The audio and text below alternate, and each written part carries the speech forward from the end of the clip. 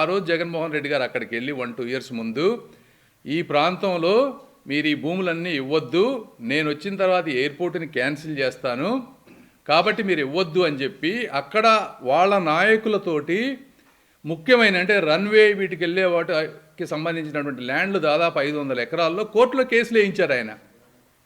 ఆ 500 ఎకరాలు కోర్టులో కేసులు వేపిస్తే ఆ రోజు మనం భూమి పూజ చేసాం, ముందుకు వెళ్ళలేదు. 2019 జగన్మోహన్ రెడ్డి గారు వచ్చిన తర్వాత ఈ 500 ఎకరాల్లో వాళ్ళ మనుషుల చేతే వాళ్ళని వేరే రకరకాలుగా, అవన్నీ నేను డీటెయిల్స్లోకి వెళ్ళలేను కానీ రకరకాలుగా మేనేజ్ చేసి ఆ కోర్టుల నుంచి కొన్ని కేసులు విత్డ్రా చేయించి ఆ 300 ఎకరాలు దాదాపుగా ఎక్వైర్ చేశారు, కంప్లీట్ చేశారు ఆయన.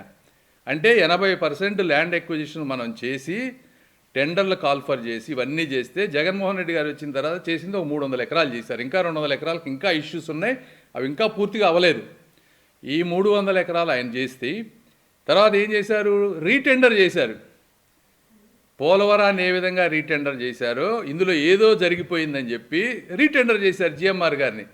ఆయనేమో జిఎంఆర్ గారు రాష్ట్రం మీద ఆ ప్రాంతం మీద ఉన్నటువంటి ప్రేమతో ఇంటర్నేషనల్ ఎక్స్పీరియన్స్ తోటి హైయెస్ట్ బిడ్డర్ అయి ఆయన వస్తే ఈయన రీటెండర్ చేశారు. రీటెండర్ చేసి ఏమన్నా మార్చారా? ఒక్కది కూడా మార్చలేదు. మళ్ళీ రీటెండర్ చేస్తే మళ్ళీ ఆయనే నెంబర్ 1 వచ్చారు. వచ్చిన తర్వాత మొదటి టెండర్ ఏదైతే చేశారో ఆ టర్మ్స్ అన్నీ కరెక్ట్గా ఉన్నాయని టెండర్ కండిషన్స్ ఏమీ మార్చకుండా మళ్ళీ అది కంటిన్యూ చేశారు. సో జగన్మోహన్ రెడ్డి గారు 5 సంవత్సరాల్లో సాధించింది ఏంటి అంటే దీన్ని డిలే చేయటం, ఈ 500 ఎకరాలు ఏదైతే వాళ్ళు కేసులు పెట్టి అడ్డం పెట్టారో ఒరిజినల్ రేటు కంటే ఎక్కువ కాంపెన్సేషన్ వచ్చే విధంగా వాళ్ళ మనుషుల చేత కేసులు పెట్టించి వాళ్ళ నాయకులకి, మళ్ళీ ఇందులో రైతులకు న్యాయం జరగలేదు, అక్కడ ఉన్నటువంటి చోటా మోటా నాయకులు ఆ రైతుల్ని మేనేజ్ చేసి ఆ నాయకులకు డబ్బులు వచ్చే విధంగా చేశారు ఈయన.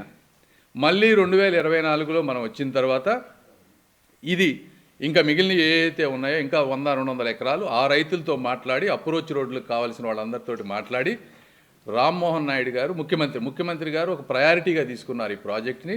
రామ్మోహన్ గారు ప్రతి నెల ఇక్కడ రివ్యూ చేశారు. దాదాపు నాకు తెలిసి ఒక 10 సార్లు అక్కడికి వెళ్ళారు. ప్రతిసార్లు రామ్మోహన్ నాయుడు గారు అక్కడికి వెళ్ళి ఇవన్నీ క్లియర్ చేస్తే నిన్న కంప్లీట్ అయినటువంటిది భోగాపురం.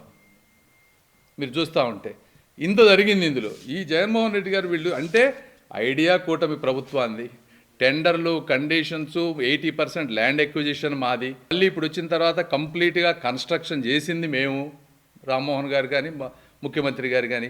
ఇందులో ఆయన క్రెడిట్ ఎక్కడొచ్చింది?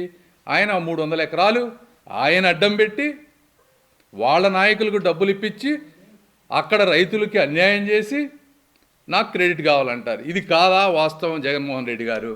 మీరు కాదంటే మీరు డిబేట్కి రండి దీని గురించి. కాబట్టి ఇది వాస్తవం, ఇది ప్రజలు తెలుసుకోవాల్సినటువంటి విషయం.